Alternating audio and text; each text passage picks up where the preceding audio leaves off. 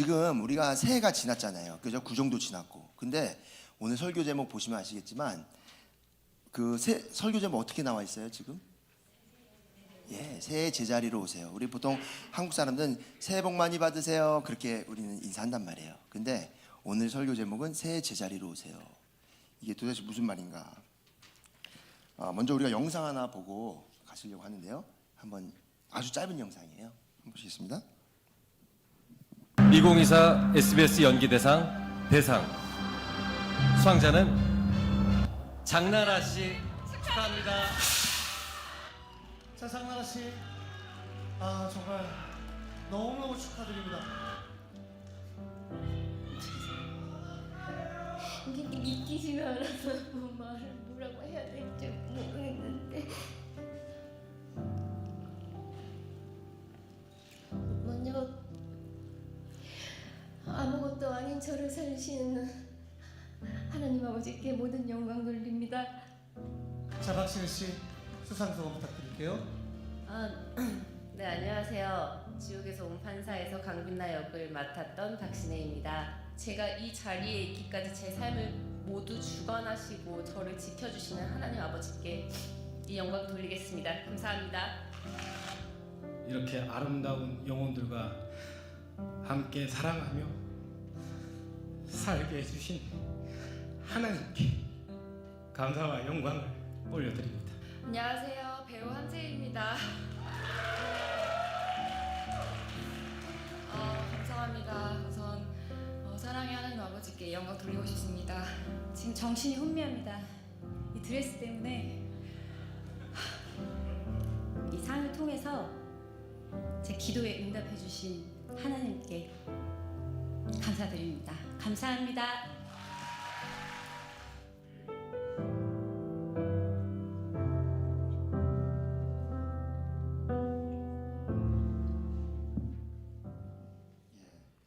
저 보시니까 아는 연예인분들도 계시죠? 전 장나라 씨 잘 아는데 개인적으로 안다는 건 아니지만 네, 이거 보면서 이분들 기독교인이었구나 잘 알게 됐어요. 어떠세요? 보니까 마음이 훈훈하시고 뿌듯하시고, 야, 우리 연예인들이 상 받을 때 저렇게 하나님 영광 오니까 기분 좋으시고, 그죠? 또 하나님도 참 뭐랄까요? 체면도 쓰시고 얼마나 좋아요. 절대로 제가 연예인분들이 이렇게 시상식 때 나와서 하나님께 영광 올려드리는 거를 절대 나무랄 이유가 없죠. 그렇게 하셔야 되는 거죠. 매년 저는 옛날에는 이제 한국에서 뭐 연예대상, 뭐 유재석 씨 뭐 이런 분들 많이 봤잖아요. 그런 거 보면 저분도 크리스찬, 유재석이라 아니고 어떤 사람, 저 사람 크리스찬이었구나. 저 사람 크리스찬이었구나. 이런 경우 되게 많아요. 그러다 조금 보다가 다른 또 버라이어티 쇼 나와서는 밤새 술 먹은 얘기도 또 하시다가 또 상 받을 땐 또 하나님께 영광 올려드리고, 또 술 먹은 얘기 하다가 또 하나님께 영광 드리고, 가끔씩 이혼도 하시고 재혼하시고 또 이혼하시고 도박하셔서 감옥 들어가시고, 또 상 받으면 하나님께 영광 드리고. 난장판입니다. 난장판. 그런데 제가 절대로 진짜로 그렇게 뭘 하는 건 아닌데 한번 고민을 해봤으면 좋겠습니다. 우리가 하나님께 영광을 올려드린다. 그러니까 하나님 체면 살려준다는 거죠. 그죠? 하나님이 좀 영광이 없으시거든요. 좀 부족해요. 하나님이 항상 2% 부족하셔서 우리가 열심히 해야지만 하나님이 빛이 나신다 라고 믿는 기독교인들이 대부분이에요. 지금 언제 영광 올려드릴 거냐? 내가 저 자리에 있을 때, 내가 언젠가 성공했을 때, 정점에 올랐을 때, 모든 스팟라이트를 받았을 때 짠해서 겸손하면서, 겸손한 척하는 분도 계시겠지만 겸손해요. 진짜 겸손하시니까 저렇게 계시겠죠. 성경 구조도 얼마나 좋아요. 낮추라 그럼 높이시니까 낮추면은 상 받는 거죠. 저분이 그랬다는 게 아니고 제가 그랬던 것 같아요. 언젠가 하나님 나를 크게 쓰시면, 저희 아버지는 목사님이신데 저는 옛날부터 제가 어릴 때부터 아버지 기억나요. 저는 이제 미국에 30년 살았고 15살 때 이제 조교학을 나왔거든요. 근데 어릴 때 아버지가 이렇게 이런 거 보다가, 아니면 또 어떤 그 스포츠 게임 보다가 그런 스포츠 선수들이 기도하거나 이런 모습 보면 잘했어, 그렇지, 영광 올려야지, 잘했어, 너무 기뻐하시는 거예요. 같은 기독교인들, 그렇지, 세상에 알려야지. 그래서 아버지도 순수하셨던 것 같아요. 그렇게 보시면서. 그런데 언제 여러분 저 자리에 서셔서 마지막에 내가 하나님께 영광 올려드렸다, 장나라 씨처럼 아니면 어떤 그런 스포츠 선수들처럼 언제 마지막에 하나님 영광 올려 드리셨어요? 한번 생각해 보세요, 여러분.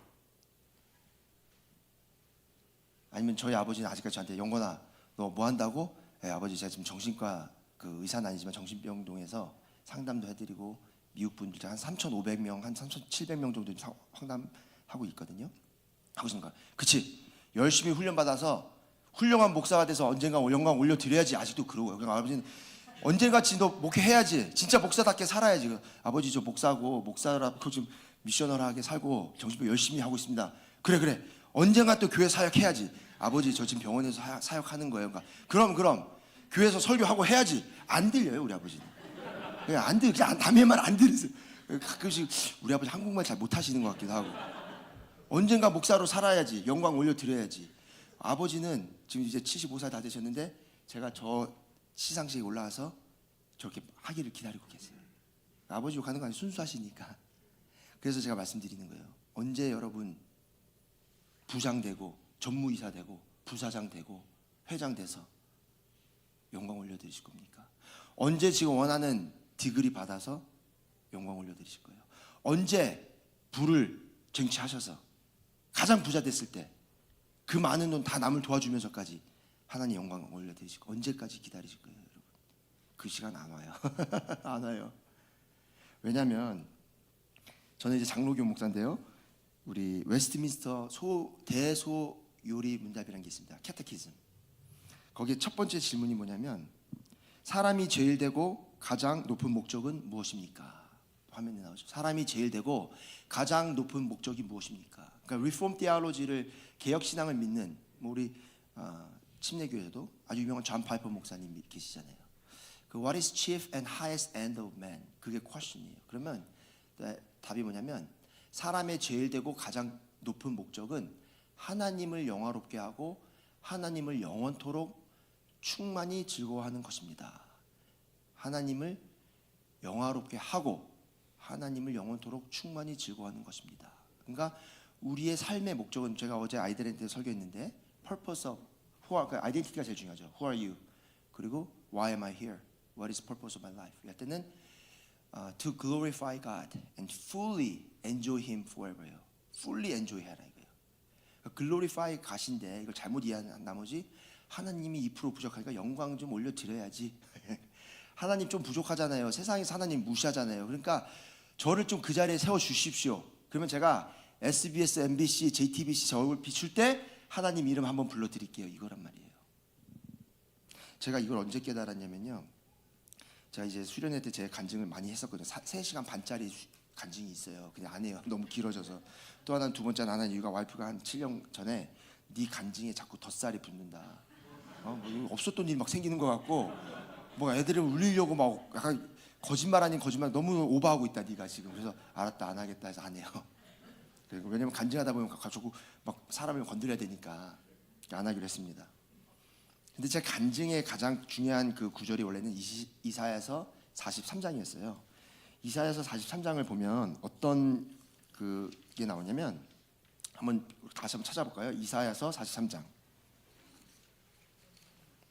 이거는 화면에 없는데 이사야서 43장 보시면 43장 1절부터 제가 4절까지 읽어드릴게요. 야곱아 너를 창조하신 여호와께서 지금 말씀하시느니라. 이스라엘아 너를 지으시니가 말씀하시느니라. 너는 두려워하지 말라. 내가 너를 구속하고 내가 너를 지명하여 불렀나니 너는 내 것이라. 그러면서 쭉 이거 안 읽을게요. 시간 관계상 이게 본문이었어요. 읽을 필요도 없어요. 전 다 외워버려요 이거를. 왜냐면 너무 긴 얘기지만 짧게만 말씀드리면 15년간 부모님 밑에 살다가 필리핀에서 2년 살고 그 미국에 왔을 때 제가 사기를 당해 저희 아버지가 사기를 당해 제가 이상한 학교에 갔어요. 펀더멘털 크리스찬 이상한 학교 인증이 안 된 이상한 학교 가서 근데 여러분들은 믿으실 거예요. 여기 오래 사셨으니까 30년 이상 사셨으면 그 당시에만 해도 미국 이상한 학교들이 많았어요. I-20 내주고 약간 제가 1년간 그 학교를 밖으로 나간 지 학교에서 갇혀 있다가 밖에 나간 게 12번밖에 안 돼요. 한 달에 한 번씩. 그리고 일주일 내내 학교에 감금이 돼 있는 거예요. 그리고 주말마다 제가 7시간, 8시간 이런 그 이상한 말이 안 되는 이해하실지 모르겠지만 불법 아닌 불법인 학교가 있어요. 근데 그 학교에는 한국인 7명이 잡혀와서 그런 학교를 다니게 됐는데 한 명은 중앙대 교수 아들인데 17살 때 여자친구 임신시켜가지고 온 친구가 있어요. 전 15살이었고 그냥 이상한 학교가 하나 있습니다. 그러니까 제가 그 얘기를 간단하게 말씀드리면 얼마나 많은 트라우마가 있겠어요. 제 삶에. 엄마를 떨어져 사는 아픔도 있고 트라우마가 있고 또 저희 아버지 아주 무서운 고신측 목사여가지고 주일날 뭘 먹으면 주일날 TV 봐도 맞고 저 한번 헌금 내라고 500원 줬다가 제가 스크루바 먹고 스크루바 이렇게 먹잖아요. 하다가 교회 엘리베이터가 문이 열렸는데 아버지가 딱 서 계신 거예요. 주일날 돈을 썼어? 하나님의 돈을 강도짓해서 그냥 그 자리에서 뺨 맞고 그랬어요. 정말. 그러니까 그런 삶을 살다가 아버지가 싫어서 조교학을 왔는데 어머니랑 떨어져 사니까 얼마나 상처가 깊겠어요. 제가 여러 가지 트라우마가 있습니다. 그런데 고등코넬 갔다가 목사님도 아세요. 고등코넬 갔다가 1년간 부부싸움을 실컷 하고 사실 목사님 정확히 모르실 수 있는데 그때 많이 도와주셨어요. 저희 가정을 살려주시려고. 그러다가 우리 이혼하자 그냥 더 이상 살지 말자. 그리고 나는 어차피 예수님 똑바로 믿고 내가 지금 목회하고 싶은 것도 아닌데 아빠 때문에 억지로 브레인워시 돼가지고 지금 목사하려고 고등코넬 왔는데 고등코넬 온 이유도 뭐냐? 서든 베프티스트, 사우스 웨스턴 다 붙었거든요. 근데 거기 학비가 너무 싸잖아요, 그죠? 그러니까 아버지가 목사를 억지로 시키려고 하니까 그래? 그럼 제일 비싼 학교 가야지 해서 고등코넬 간 거란 말이에요. 죄송합니다. 아버지 사탕 먹이려고 어르신들이 계셔서. 그러니까 아버지가 마지막으로 약속한 게 영건아 그러면 이혼을 하던 목회를 떠나던 신학교를 떠나던 마지막에 하와이에 있는 열방대학교 가서 치유를 받고 그 다음에는 네가 결정 내려라. 그래서 하와이로 갔었어요. 그래서 그 DTS라는 신학교를 그 영성훈련 받고 대만 가서 기적을 체험하고 하는데 그 와중에 어떤 사모님이 저를 모르는 사모님이 저 그런 사람 아니에요. 저 막 케이스 은사주의 신비주의 이런 분 아님. 저 그런 사람 아니에요. 그렇게 되고 싶어 하지도 않아요. 그런데 갑자기 저한테 이거를 갖다 주신 거예요. 이 종이를. 이 종이에 뭐라 써있냐면 이사야서 43장 1절부터 4절 패스트 텐스로 읽어보아요. 자기 이름을 넣어서요. 그래서 제가 여기다 빨간 글씨로 12월 9일 2009년 김주은 사모님 이렇게 해서 제가 이렇게 딱 꽂아놨습니다. 근데 이거 딱 주셨는데 저한테 이렇게 갖고 오시는 거예요. 전도사님 너무 죄송한데 오해하지 마시고 이러면서 주더니 막 도망가는 거예요. 그래서 뭐야 이러고 저도 너소리야. 왜 그러냐 나중에 버렸더니 신학교도 다녔다 그러죠. 목회자 아들이라 그러죠. 또 영성훈련하고 왔다 그러죠. 근데 자기는 목사 사모인데 이런 음성이 들렸대요. 하나님 이걸 주라고 저 친구한테. 근데 그럼 직접 말씀하시지 왜 저한테 저 때문에 기분 나쁘면 어떡합니까? 제가 저를 이상한 사람으로 보면 어떡합니까? 해서 3일 동안 고민했대요. 근데 꿈속에 계속 나타나서 주라고 자꾸 그러니까 너무 징글려요. 정말 그래서 주고 도망간 거예요. 그래서 저도 받고 뭐야 이러고 그냥 넣었어요. 그런 거 안 좋아하거든요. 그래서 넣었어요. 읽었습니다. 제가 이거를. 시킨 대로 해보라고 하니까 며칠 뒤에 읽었어요. 영곤아 너를 창조하신 여호와께서 지금 말씀하시느니라. 영곤아 너를 지으신 이가 말씀하시니라. 영곤이 너는 두려워하지 말라. 내가 영곤이 너를 구속하겠고 너를 질명하여 불렀나니 넌 내 것이다. 해놓고 이제부터 제가 이제 과거형으로 부르는 거예요.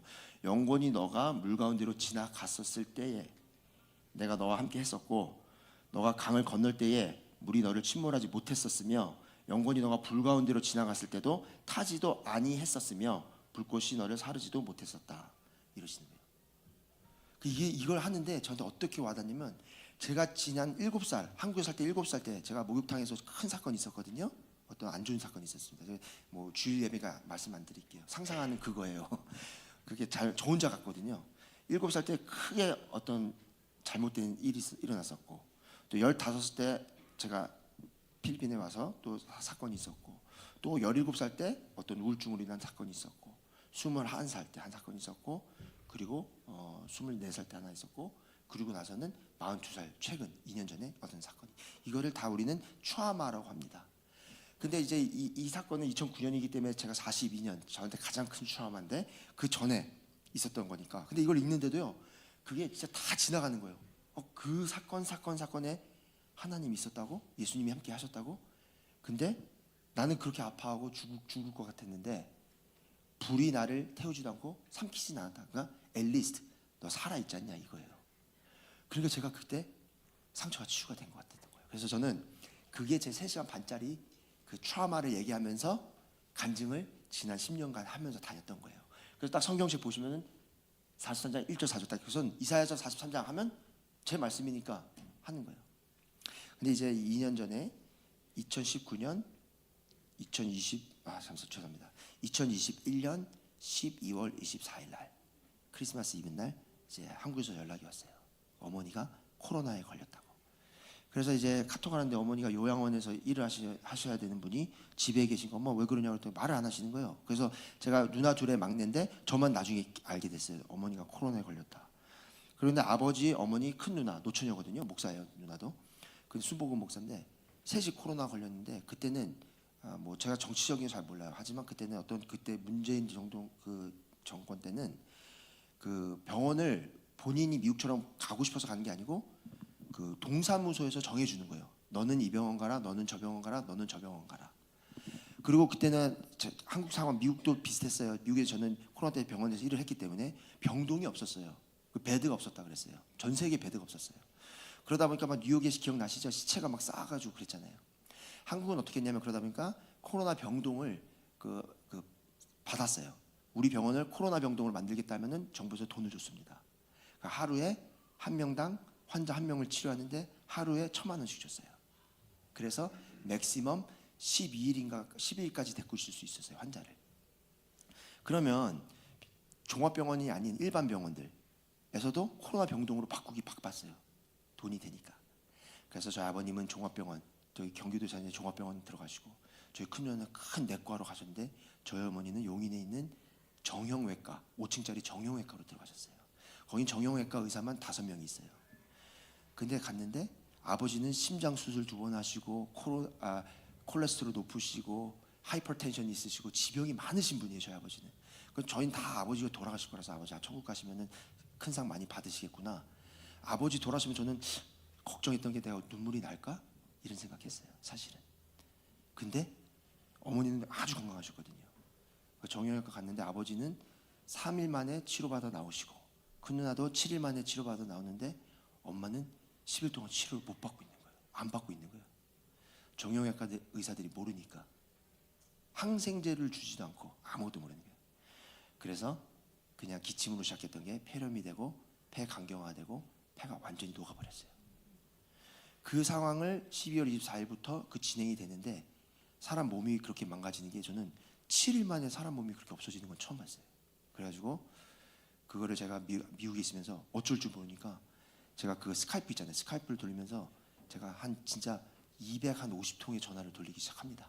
미국에서 메릴랜드에서 여기 전화하고 왜냐면 병원을 고를 수가 없으니까. 그러면 일단 우리 상식으로 하면은 병원에서 환자를 받았으면 치료가 안 되면 빨리 종합병원으로 보내줘야 되는데 병원에서는 맥시마이즈 할 수 있잖아요. 10일 동안 데리고 수 있잖아요. 그러면은 1억이란 돈이 들어오니까 환자를 종합병원으로 보내주지도 않겠죠. 그러니까 팔라스 하나가 정말 나라 전체를 마비시켰어요 그때.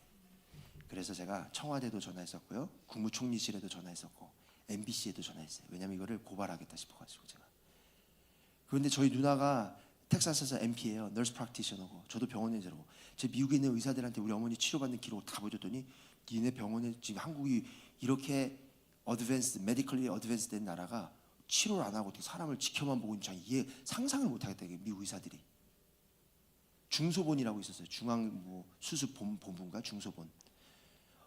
온갖 짓을 다 해서도 안 되는 거예요. 모든 병원, 서울대 어디 종합병원 다 없다는 거예요. 그래서 어머니가 딱 10일째 됐을 때 혼수 상태 있을 때 옮기기 시작했습니다. 옮기는데 어떻게 옮겼냐? 제가 중소본이라는 곳에 하루에 거의 뭐 100통씩 전화했어요. 거기서 아마 제가 정신병자라 생각했을 거예요. 그래서 하다가 롱스토리를 숏하게 말하면 그 안내원이 너무나 기가 막히고 징글맞으니까요. 중소본에 높으신 분의 핸드폰 번호를 저한테 줬어요. 이거 제가 가르쳐주면 안 되는데요. 이걸로 전화해보세요. 전화 안 받으니까 이 사람이. 전화했는데 안 받죠. 그냥 어떻게 했냐면 제가 한국 저 그런 거 몰랐는데 저 잘 할 줄 몰라 이런 거 잘 모르지만 저장을 했더니 카톡이 뜨잖아요. 카톡이 뜨. 그래서 제 사진 다 내리고 제 이름 다 이렇게 해가지고 거기다가 팀장님 접니다 이렇게 보냈어요. 카톡에다 팀장님 접니다. 그래요. 네, 누구세요? 그러는 거예요. 그러니까 전화가 안 돼서 빨리 전화 받으세요. 전화 받으신 거예요. 잘했죠. 전화 받자마자 딱 그래서 팀장님, 예를 들어서 김용건 팀장님, 예 지금부터 하는 내용 다 지금 녹음되고 있고요. 지금 제가 아는 기자가 있거든요. 그 기자분 이름 대면서 지금 녹음되는 거 다 바로 다 라이브로 갈 수 있으니까 전화 끊으시면 안 돼요 지금. 그러니까 예? 뭐 이러는 거예요. 그래서 녹음 안 했어요. 거짓말, 목사지만 거짓말했어요. 그러면서 다 얘기하고 했더니 그 전화 끝난 지 20분 만에 종합병원 좋은 병원 아니에요. 서울 그 동대문구에 있는 그 뭐죠? 의료원, 그 뭐라 그러죠? 국가의료원 같은 거 있잖아요. 국립의료원 갔더니 베드가 중환자실 베드가 다 비어 있는 거예요. 공무원들, 부모들, 자녀들 세이브해 놓은 거예요, 자기네들 거. 이 말이 됩니까, 여러분? 제가 절대로 저 뭐 우파 좌파 이런 거 아니에요. 저 제가 현실을 말씀드리는 거예요. 기가 막혔어요. 근데 중앙국립의료원이 그렇게 좋은 병원은 아니래요. 또 뭐 서울대 이런 데는 아니래요. 거기서 어머니가 또 한 20일간 치료 받으시는데 나중에는 종합병원 가셔서 6개월 동안 혼수 상태로 계시다가 나중에는 제가 제 발로 한국의 그 FMLA라고 미국 병원 2달간 쉬면서 발로 뛰어다니면서 서울대, 신촌, 세브란스 온갖 대학병원 다 다니며 대리 진료 받으면서 어머니 폐 이식시키고 싶어가지고 막 달렸어요. 국립의료원의 그 의사한테는 미국은 되는데 한국은 안 된대요. 일본도 잘하고 제 폐를 이식할 폐가 4개로 돼 있습니다. 제 반만을 드릴 수 없냐고. 그 의사가 웃으면서 안 된다고. 왜 안 되냐? 우리 어머님이 5년 사시는 게 우리 어머니 인생을 5년 더 익스텐드 해드리는 게 제 인생 50년 사는 것보다 더 사회에도 봉사 많이 하시고 또 하나님한테 기도했다 하나님한테 더 큰 영광을 올릴 수 있으니까 차라리 그렇게 해달라고 막 제가 쫄랐어요. 저만 엄마랑 O형이거든요. 저희 가족 중에 안 해주는 거예요. 그래서 그것 때문에 보건복지부에 전화하고 뭐 법도 제가 다 알아봐서 해달라. 한국에 한 케이스가 있었어요. 부모가 자녀한테 폐를 준 게 있었어요. 아산병원에서. 그걸 케이스를 제가 판례를 들으면서 제발 제 폐를 반만 좀 드릴 수 있냐고 했어요. 근데 결국 어머니가 안 되시고 나중에는 맨 마지막 때는 어머니가 5월 5일 날 돌아가셨거든요. 근데 어머니 돌아가실 때 그 폐를 찾았는데 심장이 멈춰버렸어요. 심장이. 근데 제가 이 말씀을 왜 이렇게 자세히 드리냐? 그 1월, 2월 달, 5월 달에 돌아가시면 1월, 1월 달 제가 한국에 있으면서 그렇게 대학병원이라는 병원은 제가 다 대리 진료 다니는데 신촌에 아주 연세대 하는 큰 좋은 병원이 있대요. 그 뭐죠? 이름이 뭐였죠? 그래서 그 병원을 그 언더우드 선교사가 있나? 하여튼 그 세브란스 병원을 딱 내렸습니다. 용인에서 1시간 넘게 버스를 타고 딱 내려서 세브란스 병원을 보는 순간 제가 막 자지러지게 울었어요. 왜냐면 한국에 이렇게 좋은 병원이 있는데 그리고 1층에 들어왔습니다. 들어왔는데 어느 백화점보다 더 좋은 곳. 무슨 난 병원의 로비가 이렇게 좋은 거 처음 봤어요. 뭐 식당도 말이 안 되고요. 거기 간 이유는 한국에서 폐이식 전문의 아주 유명한 의사가 있다. 명의가 있다 그래서 만났는데 딱 3분 만나 주셨어요. 그분이 3분 만나 주셨는데 그분 프로필 제 밑에 보면 성경 구절을 쓰셨거든요. 영어로. 그래서 3분 만나 주는데 눈도 안 맞춰 주세요. 어머니가 나이가 64살인데 이거는 그 1순위가 아니라서 폐 안 됩니다. 그래서 예, 알고 있어요. 얘기 다 들었죠. 근데 선생님께서 교수님이 가장 전문의라서 또 보니까 기독교인 것 같은데 저희 집안이 목사 집안이고 좀 도와주십시오. 저희 어머니는 평생 그 노숙자들이나 장애인들을 위해 섬겼던 또 선교지를 다녔던 목사예요. 저희 어머니도 좀 예예예 그 좋은 일 많이 하셨네요. 그러더니 그래서 맨 마지막에 예예 가보세요. 간호사가 안내해 주실 거예요. 그러길래 제가 본인이 쓴 거 쿠어탄 걸 제가 다 외워갔기 때문에 본인 그 만추아라 그죠? 그 좌우명을 제가 읽어드렸어요. 근데 피식 웃으시죠. 예예예. 자 나가 보세요 이제 그러시는 거예요. 안 된다고. 그래서 그 병원에 나오는데요. 정말 뭐 이런 말하면 죄송하지만 그 병원을 제가 불질러 버리고 싶었어요. 우리 엄마 목숨이 3분이구나. 당신한테는 우리 엄마 목숨이 3분이구나. 야, 3분 만에 녹아되는 거예요. 그러고 나서 이제 어머니 돌아가시기 전에 이제 딱 5월 5일 날 돌아가셨는데 4월 말인가 저희 작은 누나가 카톡에다가 기도하는 모임이 있으니까 저희 매일매일 우리가 시편 읽었는데 누나가 아빠 또 우리 식구들 이사야서 43장을 좀 묵상해 봅시다 그러는 거예요. 그래서 제가 딱 그걸 듣자마자 이사야서 43장은 내 말씀인데 그거 뭐 묵상할 필요도 없는데 그 누나가 좀 위에 부분 1절부터 10절까지 그 위에 부분 좀 잘 묵상하면 좋겠다는 거예요. 그래서 저는 이사야서 43장 1절부터 4절만 인지하고 맨날 그거만 10년 동안 설교했으니까 그래서 천천히 읽었습니다. 읽었는데 딱 7절을 볼게요. 7절에 가는데 어떤 말씀이냐면 내 이름으로 불려지는 모든 자 곧 내 영광을 위해서 창조한 자를 오게 하라. 그를 내가 지었고 그를 내가 만들었느니라. 다 그러시는 거예요. 근데 이게 저한테 왜 이렇게 확 와닿냐면은 모든 자를 하나님이 우리를 창조하실 때 내 영광을 위해서 창조했다는 거예요. 내가 영광 받고 싶어서 너네를 통해서 영광 받고 싶어서 내 영광을 위해서 창조한 자를 오게 하라. 그런데 제가 딱 그 얘기를 듣자마자 어머니는 마지막 한 달에는 욕창이 다 생기시고 또 손가락이 다 썩으셨어요. 그래서 그 의사가 하는 말이 박성훈 교수인데 너무 좋은 분이에요. 그분은 그 어디 안양에 있는 그 병원인데요. 거기서 성심병원인가 거기서 어머니를 이제 죽어가는 데서 약속을 받고 폐 찾을 때까지만 데리고 있고 그러나 이거는 수술해도 20%밖에 살릴 수 없는데 그래도 괜찮냐? 괜찮겠습니다 해서 제가 막 빌었거든요. 그분한테는. 그래서 캐톨릭이세요. 그러니까 그분이 감동받으셔서 저희 어머니를 데리고 가셨거든요. 이 설교를 제가 한국 어떤 대형교회에서 할 때 설교하는 도중에 그분이 막 문자가 오신 거예요. 원래 안 되는데 당신 만나고 아드님 만나고 제가 마음에 감동이 있어서 하니까 제가 구급차 부를 테니까 그 강동 거기서 국립의료원에 데리고 옵시다. 그래서 그 병원에서 4개월 동안 호흡기 있어 돌아가셨거든요. 4개월 동안 케어해 주신 분이죠. 근데 이제 그 어머니 근데 나중에는 그 병원에조차도 폐를 빨리 못 찾으니까 이제 손과 발이 다 썩어 병원균으로 다 썩어가서 혹시 폐를 이전을 해도 살릴 수 있을 수도 있지만 손발을 다 졌다 나서 휠체어 타고 다니셔야 된다. 그러니까 아버님이 하신 말씀이 내가 아는 니네 엄마는 장애인으로 이렇게 못 산다. 사람 섬기고 노인네들 요양원에서 하고 하셔야지 못한다. 어머니가 왜 코로나 걸리셨냐면요. 저희 아버님 교회가 5층짜리 교회를 4층 요양원을 해가지고 했는데 빨리 말씀드리면 요양원을 하면 국가에서도 돈 얼마 주고 가족들도 주잖아요. 그런데 노숙자분들이 오면 국가에서만 돈이 들어오고 가족들한테 몇십만 원 안 들어오잖아요. 그래서 노숙자분들은 요양원에 못 가요. 잘. 그러니까 저희 어머니는 그 노숙자들 다 받으신 거예요. 어머니 왜 받으셨냐면 가족도 없죠.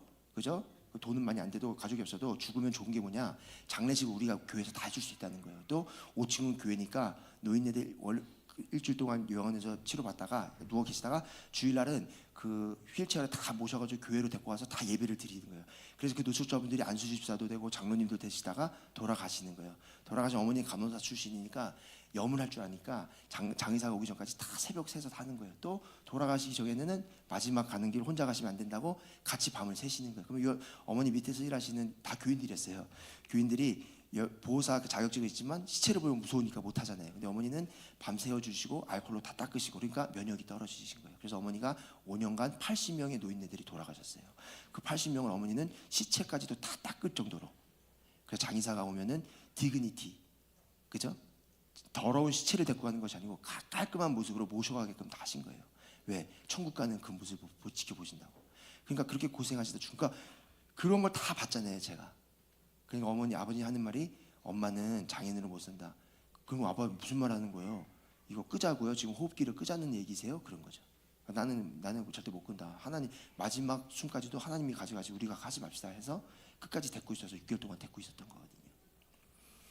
근데 그걸 다 보는데 이 영광을 위해서 창조했다고 하는데 어머니의 그 죽어가는 그 모습을 망신체된 모습을 보는데 영광이 어디 있어요? 영광이. 또 우리 어머니가 언제 가장 그 빛나는 자리에 섰었을까? 목사 안수 받을 때, 박사학위 받으셨을 때 언제였지? 하나님, 지난 5년간 엄마가 이렇게 열심히 섬기셨는데 더 큰 영광 받으셔야죠. 지금 노인들 잘 모시고 가는데 끝까지 받으셔야죠. 하단 말이에요. 우리 로마서 11장 36절을 보시면요. 이런 말씀이 있습니다. 죄송합니다. 그죠. 맞아요. 로마서 11장 36절 보시면 이는 만물이 주에게서 나오고 주로 말미암아 주에게로 돌아갑니다. 그에게 영광이 세세에 있을지어다. 이 말이 뭐냐면요. 모든 이 세상의 모든 창조된 거는 하나님의 영광을 위해서 창조가 된 거거든요. 지금 우리 산과 바다 들 이것저것 다 하나님 영광 돌리고 있어요. 우리가 망가뜨리고 있는 거지. 그죠?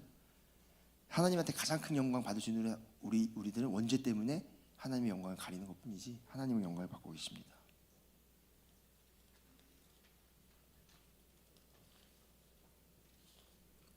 또 요한계시록 4장 11절 보시면 우리의 주님이신 하나님, 주님은 영광과 존귀와 권능 받으시기 합당하신 분입니다. 주님께서 만물을 창조하신 만물은 주님의 뜻에 따라 생겨났고 또 창조되었기 때문입니다. 또 고린도전서 10장 31절 그러므로 여러분은 먹든지 마시든지 무엇을 하든지 모든 것을 하나님의 영광을 위해 하십시오. 그렇기 때문에 사실은 우리 시상식 때나 하나님께 영광 올려야 되는 건 맞죠. 근데 문제는 뭐냐면요, 오늘 본문에서뿐만이 아니고 성경은 창세기부터 요한계시록까지 모든 게 다 하나님의 영광. 이것을 우리 정신과에서 뭐라 하면요, 자기 영광 받고 싶어하고 자기 이름을 남들한테 알리고 싶어하고 유명하고 싶고 하고 싶은 걸 말하면 나르시즘이라고 해요. 나르시즘. 그러니까 제가 신앙이 좀 없을 때는요, 우리 어르신들께서 말을 좀 수위를 낮추지만 오해하실까봐, 하나님 같이 나르시시스트가 없구나, 완전 뭐 이상한 사람이네, 이런 하나님이 다 있지. 자기 영광 받고 싶어서 우리를 창조했다 그러고 맨날 주일마다 와가지고 이렇게 고생시키고, 우리 목사들 뭐가 잘못있다고 맨날 새벽마다 와가지고 새벽기도 해. 여기 새벽기도 있어요? 아침기도 있어요. 힘들어요. 진짜 힘들어요. 진짜 제 친구들 보면 불쌍해요. 월급도 저보다, 연봉도 저보다 3분의 1 받고 이래요. 그래서 제 친구, 저는 목회, 풀타임 목회하는 게 꿈이거든요. 그래서 우리 목사님 말한 7MS의 어떤 유저치 친구가, 영건이 형 진짜 안 해봐서 몰라서 그런데 그냥 병원에서 열심히 근무하세요, 그러는 거예요. 수련회 자주 불러줄 테니까 첫 월급 받으면 잘못 왔다 싶을 거라고 그러시는 거예요. 그런데도 우리 목사들 또 우리 교인분들 평생 일하시면서, 그죠? 줄 까져서 봉사하시고, 하나님 진짜 이상한 것 같아요. 모든 걸 자기를 위해서 하시는 것 같아요. 누가 또 맞아, 그래서 누가 우리 찬양팀 리더가 쓰는데 맞아, 빨리 쉬게 해주세요. 지금 찬양팀 리더 힘드세요. 근데 먼저 하나님의 영광이 창세 이래에 이 땅 가운데 가장 확고하고 확실하고 현명하게 나타난 적이 딱 있어요. 한 33년 정도 돼요. 그 기간이. 힌트를 주셨죠. 언제였을까요? 예수님. 바로 예수 그리스도가 이 땅에 오신 것이죠. 그걸 우리 크리스마스 때 불러보다 글로리아 인 엑셀시스 디오, 하늘에는 영광이요 땅에는 평화다. 그죠? Glory in the highest. 히브리서 1장 3절을 보시면요, 예수님은 누구시냐? 이는 하나님의 영광의 광채시요. 그래요. 우리 히브리서 1장 보시면 이는 하나님 영광의 광채시요 그 본체의 형상이시라. 영어로 보면 radiation이라고 해요. radiation. 예수님은요 하나님의 radiation이었어요. 영광의 radiation. 무슨 말이냐면 햇빛이 쫙 비추면 우리가 달이 밝게 보이잖아요. 풀무늬. 그 이유가 뭐냐? 달이 잘나서가 아니에요. 달이 햇빛을 그대로 받은 그 빛을 우리 지구에 보여주는 거예요. 근데 그 비추려면은 예수님의 안에는 죄가 없으시기 때문에 하나님의 영광의 빛이 그대로 반사가 돼서 우리가 볼 수 있는 거거든요. 예수님이 하나님의 영광을 더 높여 올려드린 적이 없어요. 예수님이 이 땅에 오실 때 우리 하나님이 좀 인기가 없어서 2% 부족하셔서 내가 가서 영광을 좀 올려드려야지 하신 적이 없어요. 하나님은 영광 그 자체이십니다. 아멘. 우리가 하나님을 영광스럽고 어디 보좌를 흔들고 영광스럽고 영광을 낮추고 이럴 수가 없어요. 우리가 아무리 죄를 져도, 목사가 아무리 부패해도 하나님의 영광이 가려지긴 하지만 떨어지진 않는단 말이에요. 가려지지도 않아요. 그 이상한 목사를 통해서 영광이 안 나타나는 것 뿐이지, 그 성도를 통해서 나타나지 않는 것 뿐이지, 나를 통해서 나타나지 않는 것 뿐이지, 그 성도를 통해서 나타나지 않는 것 뿐이지, 하나님 영광에는 왔다 갔다 하지 않는단 말이에요. 하지만 예수님은 하나님 영광의 광채셨단 말이에요. 그런데 예수님께서 이 땅에 오실 때요, 여러분, 사람의 몸으로 태어났을 때 사람의 몸으로 태어난 것 자체로 하나님께 영광 돌리신 거 아니에요. 예수님이 구유에 태어나셨을 때요, 물론 동방박사들이 오고 셰퍼드들이 오고 다 찬양했지만 그 아기가 태어났을 때 딱 보면요, 피부 색깔 어땠는지 아세요? 그 중동 피부 색깔이었고요, 그죠? 그 아기들 보면요, 귀엽기도 하지만 피덩어리에서 처음에 막 부모 눈에나 귀엽지 그렇게 안 귀여워요. 사실 뭐 징그럽지 않으세요? 피부 색깔도 되게 펄해요. 아세요? 그죠? 저는 우리 와이프 애 셋 낳는 거 제가 다 직접 봤거든요. 제가 받기도 하고 제 테두리 다 자르고. 그리고 저는 그 플랜인가 그거 다 막 들어보고 막 그랬어요. 저는 이상한 사람이거든요. 저는 좀 이상해요. 이상한 남편이에요. 그래서 제가 뭐가 제일 마음에 안 좋았냐면요, 우리 아내가 아이를 낳는데요, 다 내추럴리 낳지만 애 모유를 먹이는 거예요. 근데 제가 너무나 부러워 죽겠는 거예요. 배가 아플 정도로. 왜? 난 저 느낌을 모르니까. 그죠? 젖을 먹이는 저 느낌. 10개월 동안 안에 있으면서, 9개월 동안 있으면서 만져봐, 지금 발로 차, 이것도 짜증나 죽겠는데 나는 못 느껴서. 그죠? 근데 또 자기가 나고 저까지 매니까 더 화가 나는 거예요. 그래서 제가 선포했어요. 앞으로 이 아이는 기저귀는 나만 갈 거야. 너 기저귀 가는 너 그 경험 못하게 할 거야. 하고 3주 동안 갈다가 후회했어요. 저 기저귀 가는 게 프리비질라고 생각을 안 했어요. 그래서 내가 완전 큰 실수했다 이거. 그래서 어떻게 했냐면 3주 뒤에는 같이 하면서 나중에는 우리 에반이 아기 때 일부러 제가 아내 볼 때 제가 이상한 놈으로 볼까봐 아내 없을 때 제가 몰래 이렇게 데리고 가지고 제 젖에 먹여봤어요. 물으라고. 그러니까 저 깐난 애기도 황당해 하는 거죠. 뭐 있지도 않는데 하니까 막 억지로 하니까 뭐 이렇게 하는 거예요. 아니구나 싶어가지고 그랬어요. 제가 갑자기 삼촌보로 빠진지 모르겠지만 그 애기가 태어났을 때 사람들이 와 빛이 난다 영광이다 안 그랬단 말이에요.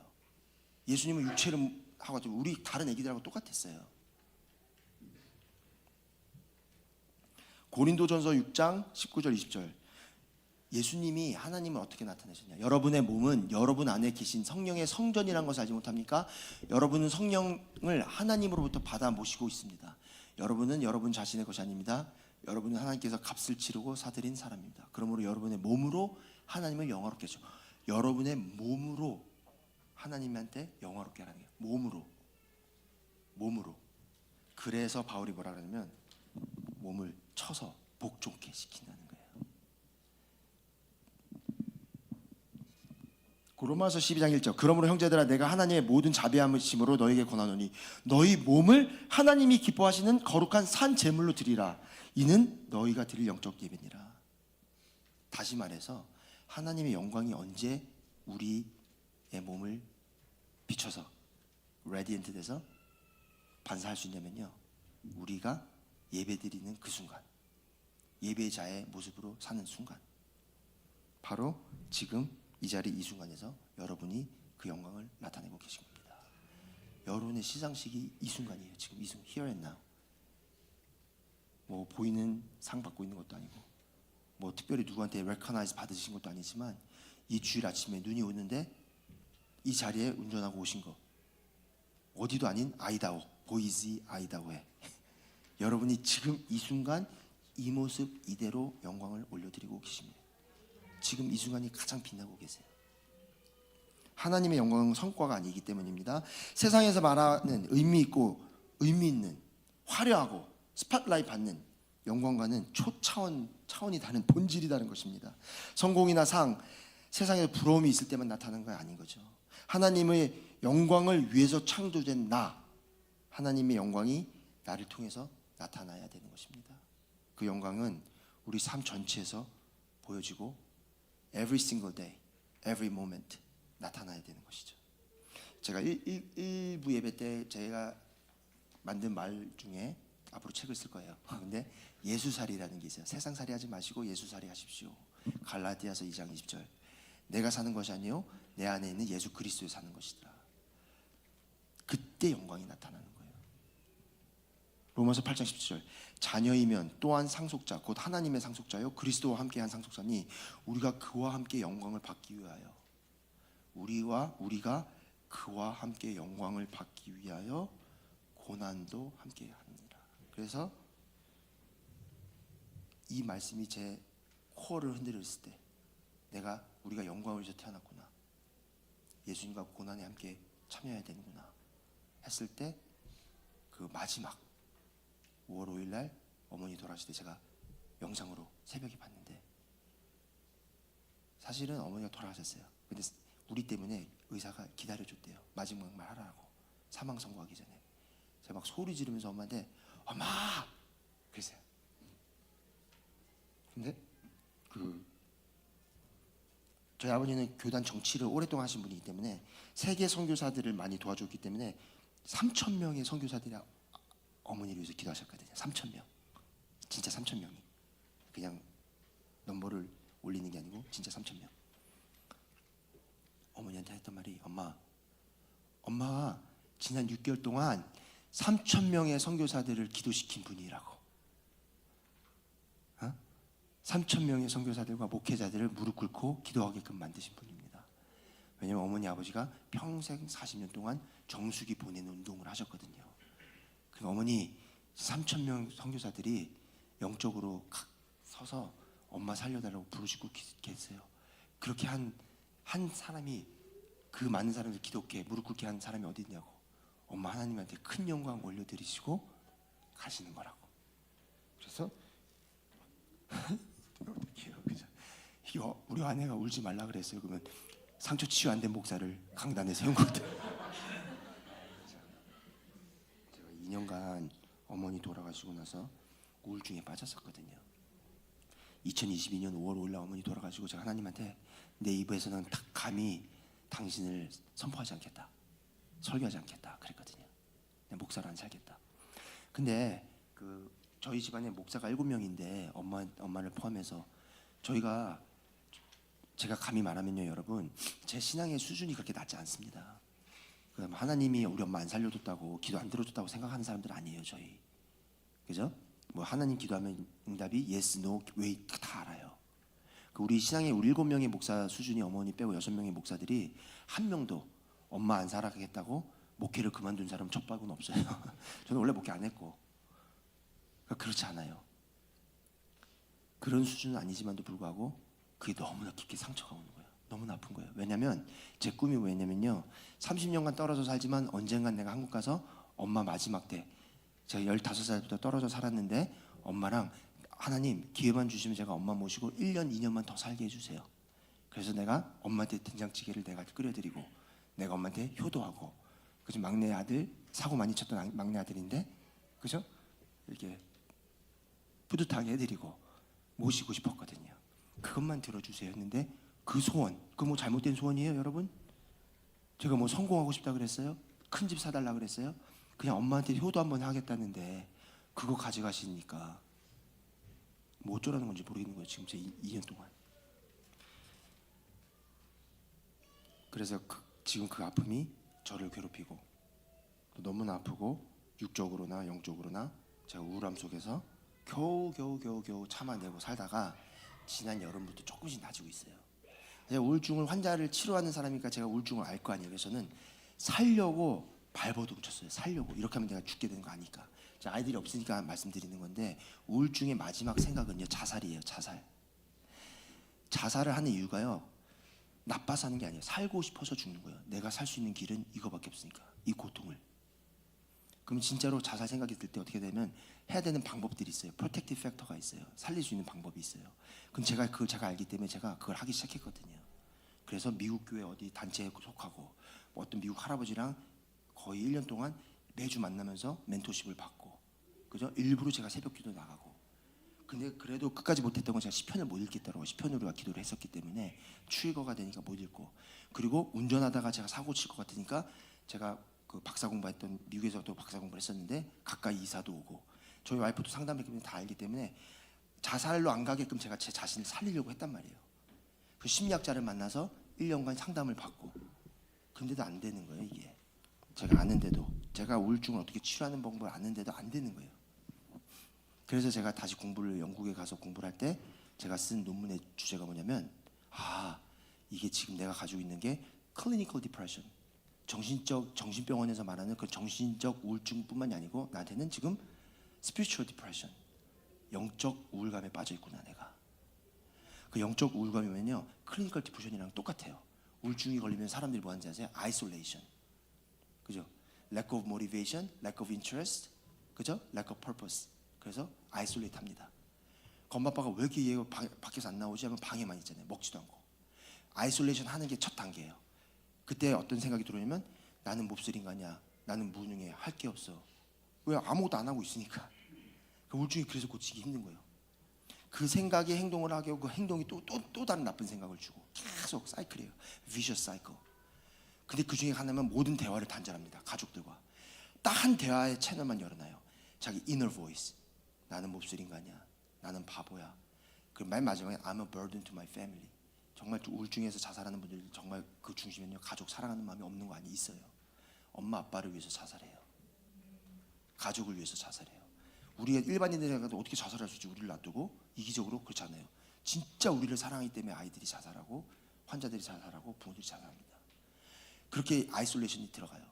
제가 영적 우울감이 똑같아요. 커뮤니케이션을 차단해요. 그 커뮤니케이션 차단이 누구였냐? 제가 2년 동안 하나님과 대화를 안 했어요. 그렇게 부르짖었는데도 안 들어주신 하나님, 뭐하러 기도하냐 내가. 2년 동안 기도를 안 했거든요. 말씀을 안 봤거든요.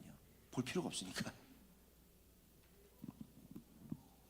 근데 이사야서 7장 내 영광을 위해서 이 말씀을 하는데 그동안 저는 영광을 저렇게만 올려드려야 되는지 알고 있었던 거예요. 목사인데도 언젠가 그래요. 아버지가 저렇게 하는 거 너무 싫지만도 언젠가 하나님이 나를 다시 풀타임으로 부르실 때, 경력 없어도 부르실 때, 10,000명 앞에서 설교시키실 때, 초대형 교회, 전 제 대형 교회도 원하지 않았어요. 전 초대형 교회를 원했어요. 아, 10,000명 너무 짧잖아요. 한 50,000명 앞에는 설교해야지 좀 뽀대나고 우리 세븐에베스를 다 부러워하고 할 거 아닙니까? 그리고 10,000명 정도 돼야지 연봉이 1억이 넘거든요. 지금 다 우리 수석 장로님들은 삼성 CEO고 부사장인데 나는 아직까지 5천만 원 받고 어떻게 살아요? 그러니까 강남의 초대형 교회, 오정현 목사님 언제 돌아가실지 모르지만 적어도 그 정도 가야지. 그때 내가 생쇼 하면서 부족하지만 또 저를 또 이렇게 부르시고 여러분을 섬기기 위해서 제가 너무나 부끄럽지만 하고 싶었어요. 사실은 그렇게 그만할게요. 왜냐면 혹시 그렇게 될까봐. 그렇게 되면 저 사람 저렇게 하다니 진짜 저렇게 돼버렸네 이럴까봐. 그 여지는 좀 남겨둬야죠. 그렇게 영광 돌리는 걸 제가 평생 꿈꾸고 생각하고 있었나 봐요. 그러니까 어머니 모습 봤을 때 제가 이런 표현을 했습니다. 야, 평생 하나님 섬겨봤자 비참하게 가는구나. 진짜 빛도 아무것도 없이 비참한 모습으로 몸을 망신창이 만들어 놓고 가는구나. 저 안에 무슨 어떤 사람이 봐도 어떤 난 크리스천들이 봤을 때 흠모하게 보이고 하나님의 자녀로 보일까? 그 어머니 몸을 그렇게 만든 그 정형외과 의사는 아버지가 말하니까 목사라면서요 살려달라는 건 하나님한테 말씀하시고 그러셨어요. 진짜 그 단어를 쓰셨어요. 그래서 내가 정말 죄송하지만 이 나쁜 놈을 죄송합니다 어르신들 계신데 이 나쁜 놈의 새끼를 쑤해버려야겠다 이렇게 생각했단 말이에요. 근데 어머니가 2주 동안 정신 못 차리다 잠깐 정신이 딱 드셨을 때가 있거든요.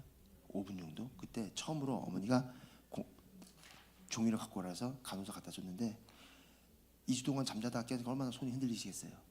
근데 거기다 한국말로 뭐 두 단어를 쓰셨어요. 근데 아무도 못 알아봤어요. 저희 가족 중에 저만 엄마가 쓰자마자 알아봤는데 그게 뭐라 썼냐면 어머니가 거기다가 그 한국말로 용서 이렇게 쓴 거예요. 용서라고 쓰신 거예요. 용서. 그래서 엄마한테 엄마 뭐 누구 용서라고? 누구 용서라는 거야? 그랬더니 엄마 나 용서해 준다고?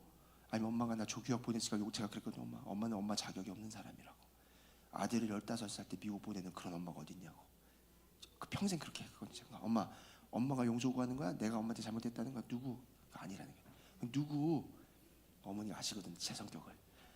엄마 그 병원 얘기하는 거야? 그렇다는 거야. 영원아 네 성격에 끝까지 싸워갈 거 아닌데 하지 말라는 거죠. 용서라고. 그래서 말 한마디 안 했어요. 그 병원에. 제가 죄송하지만 제 인간적인 성격으로 저 집요한 걸로 제 난리지로는요 그 병원 박살내버릴 수 있거든요. 진짜. 그 병원이 한 건요 지네 1억 먹은 거 다 알고 있는데 엄마가 10일 동안 있었던 500만 원만 제해줬어요. 500만 원. 차. 그래서 제가 내겠다 그랬어요. 니네들한테 500만 원 안 받겠다고. 그런데 하나님이 말씀하시는 건 용서해라. 왜? 지금 엄마가 가장 아름답고 가장 큰 영광을 올려드리시면서 하나님의 부르심을 받고 계시니까. 여러분 언제까지 여러분 치열하게 싸우실 거예요? 언제까지 이 아이다우까지 오시면서까지 지금 직장 생활 하시는 분들, 사업 하시는 분들, 자녀 키우시는 분들 언제 저 스팟라이트 가셔서 영광 올려드리시고 기다리고 계세요? 세상살이 이제 그만하셔야 돼요. 예수살이 하시면 됩니다.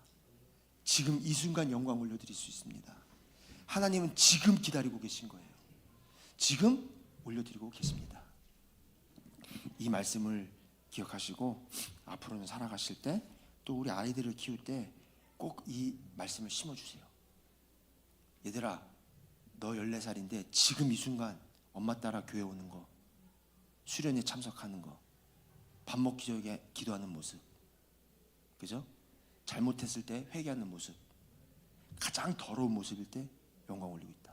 말씀을 맺기 전에, 그러면 여러분, 예수님께서 언제 가장 큰 영광 올려드렸을까요? 하나님께 언제 가장 큰 영광 올려드렸을까요? 벌써 답을 하셨어요. 누구? 십자가에 달리신. 이거 여기 참 좋네요. 역시 우리 친구 목사님이 실력이 있으세요. 이거 질문하면요 마지막에 설교 빨리 끝내라고 정답을 주신 거예요. 보통 뭐라고 대답하는지 아세요? 크리스천들이 두 가지 대답을 합니다. 예수님이 가장 큰 영광 올리신 거, 변화산에서 트랜스피규레이션, 변화하셨을 때 모세와 엘리야랑 내려오실 때 있잖아요. 얼마나 멋있으셨어요. 그러니까 제자들이 여기가 좋사오니 그랬잖아요. 또 두 번째는 resurrection, 승천하셨을 때. 아니에요. 예수님이 가장 하나님의 영광을 나타내신 것은 십자가에서 돌아가셨을 때. 마지막에 엘리 엘리 라바 사박다니, 나의 하나님 나의 어찌 나를 버리셨나이까. 요한복음 17장 4절 한번 볼게요. 요한복음 17장 4절에 아버지께서 내게 하라고 주신 일을 내가 이루어 아버지를 이 세상에서 영화롭게 하였나이다. 요한복음 17장 4절, 이게 뭐냐면요, 아버지께서 내게 하라고 주신 일, 십자가에 죽으라고 하신 그 일, 그 전날까지만 해도 내가 이 컵을 나에게서 걷어가소서. 너무나 괴로운 거 아니까 제 아이들한테 설명해 줬어요. 왜 괴로워하셨을까 예수님이? 그 뭐 죽는 게 뭐 그렇게 아프다고. 우리 선교사들, 순교한 선교사들 그렇게 많은데 11제자 다 죽었는데, 베드로는 십자가 거꾸로까지 죽었는데, 스데반은 돌에 맞아까지 죽었는데, 그 십자가에 죽은 거랑 뭐 아픈 거 뭐 거의 비슷하지 않을까요? 돌아가신 분 성함 말씀도 죄송하지만 그 옛날에 그 아시죠? 아이시스가 참수시켰을 때 김선일 선교사 한 명 있었잖아요. 그 목 달라가는 거 다 안 보셨죠? 저는 봤어요. 영상을 괜히 봐가지고 저 트라우마에 남았는데, 그렇게까지 하면서 다 죽었는데 피지컬 페인이 아팠었던 게 아니에요. 예수님은 피지컬 페인이 아파서 고통이 1 to 10, 10이라서 아팠던 게 아니에요. 태초부터 한 번도 성삼위일체가 헤어진 적이 없는데, 마음이 두 개로 된 적이 없는데, 내가 당신의 생각을 모르고 당신이 내 생각을 모른 적이 없는데, 하나님과 나는 항상 하나였는데, 십자가를 진다는 이유는 뭐냐? 간다는 건 뭐냐? 나와 하나님의 크랙이 생기는 거예요. 말이 안 되는 거, 있을 수 없는 일이에요. 신학적으로도 말이 안 되고 말씀에도 말이 안 되는 거예요. 태초에 함께 하신 예수님이 한 번도 경험하지 못한 느낌, 아버지와 나의 관계가 벌어지는 거예요. 그때 하나님, 예수님께서 말한 게 엘리 엘리 라바 사박다니, 나의 하나님 나의 하나님 어찌하여서 당신 나를 이렇게 버리셨냐는 거예요. 이렇게 됐냐는 거. 어떻게? 이 말이 안 되지 않습니까? 나만 괴로운 게 아니고 당신도 지금 괴롭잖아요. 여러분, 패션 오브 크라이스트 보셨죠? 맨 마지막에 정말 멜 깁슨이 카톨릭 신자지만 잘 표현한 게 있습니다. 엘리 엘리 라바 사박다니 하고 마지막에 예수님이 뭐라 하시면요, 성경이 뭐라 그래요? 내가 다 이루었다 그러는 거예요. 내가 다 이루었다. 사람들 살리는 거 얘기하는 거 아니에요. 예수님의 진짜 목표가 뭔지 아세요? 요한복음 3장 16절이라고 생각하시죠, 여러분들? 하나님이 세상에 처럼 나를 위해서 죽으셨으니까, 마치 하나님이 나를 위해서 뭔가 해준 것처럼, 나를 그리고 사랑하니까 다 나 중심적으로 우리가 지금 성경을 해석하고 있습니다. 어르신들 죄송합니다. 너무 소리 질러서 저희 아버지가 부흥사라서 그래요. 이제 컴플레인 받은 적 있거든요. 어디 감히 소리를 지르고 저라서 왜 불렀냐고. 저희 김대 목사님 절대 자르지 마세요. 제가 소리 질렀다고. 근데 예수님이 내가 다 이뤘다는 건요, 하나님의 명령을 다 이뤘다는 거예요. 하나님의 영광을 가장 나타낸 십자가에 내가 죽었다, 다 이루었다 했더니 그 영화에서 어떤 표현이 나냐면요, 하늘에서 빗방울 한 방울이 딱 떨어집니다. 그죠? 그 의미가 뭔지 아세요, 여러분? 멜 깁슨이 말하기를 하나님의 눈물. 그러니까 하나님은 저 항상 그렇게 생각해요. 하나님은 예수님이 자기 자녀 죽는 거 경험했겠구나. 근데 제가 하나님한테 감히 뭐라 그랬냐면, 하나님 저 같은 아픔 모르잖아요. 부모를 잃는, 너무 일찍 보내드리는 아픔 모르잖아요. 우리 세상 사람은 다 아는데, 예수님 하나님 죽었다고 슬픈 적 없었잖아요. 그랬단 말이에요. 예수님이 왜 슬픔이 없으셨겠어요? 그 십자가에서 죽을 때 처음으로 아버지와 떨어지는 아픔을 어떻게 하나님 나를 이렇게 버리십니까? 아, 예수님이 나의 마음을 알고 있구나. 아버지를 섬기지 못하는, 아버지와 함께 못하는, 부모와 대화 단절이 되는 그 절규를 불고 계셨던 것이죠. 여러분이 가장 연약할 때 하나님이 큰 영광을 드릴 수 있습니다. When you are most vulnerable, 여러분이 가장 연약할 때 하나님이 가장 강하십니다. 예수님이 가장 연약해서 아무것도 못할 때 전 인류를 구원하셨습니다. 십자가를 통해서. 여러분 지금 너무나 힘드세요? 회사 생활 힘드세요? 세상 살이가 힘드세요? 예수 살이가 힘드세요? 자녀 때문에 힘드세요? 지금 당장 오늘 이 순간 하나님께 영광 올릴 수 있는 가장 큰 기회입니다. 아멘. 그런 여러분들이 되시기를 예수 그리스도의 이름으로 축복합니다. 기도하시겠습니다. 하나님 아버지, 우리가 지금까지 신앙생활하면서 제가 목사라고 또 모태신앙이라고 또 이곳에 서서 설교를 하고 말을 전하고 있지만 저조차도 우리 모두가 하나님께 영광 올려드리겠다고 발버둥 치며 열심히 살아오긴 했습니다. 하지만 주여, 어찌 저까지 있게 하나님의 이름을 더 알려내고 더 영광을 올려드릴 수 있을까요? 하나님, 이 영광의 의미를 다시 한번 깨닫게 해주심에 감사드립니다. 지금 내가 여기 있사오니 나를 보내소서. 주님을 찬양하고 주님께 영광을 올리게 드리니 저를 사용하여 주시옵소서. 우리를 사용하여 주시옵소서. 우리 자녀를 사용하여 주시옵소서. 우리의 연약함 그대로 주님 앞에 나옵니다. 너무나 힘들 때, 우울증에 빠져 힘들 때, 삶이 괴로울 때, 가정이 지금 파탄이 나고 회사에서 일이 잘 안 풀릴 때, 사업이 잘 안 될 때, 지금 막막할 때, 숨조차 못 쉴 때, 이 모습 그대로 주님 앞에 나와 하나님 아버지를 부르짖사오니 주여, 저에게 응답하시고 저희를 사용하시고 영광 홀로 받아 주시옵소서. 하나님을 사랑하며 예수님을 감사하며 성령님께 의지하며 이 모든 말씀 우리 주 예수 그리스도의 이름으로 간절히 간구 축복 기도드립니다. 아멘.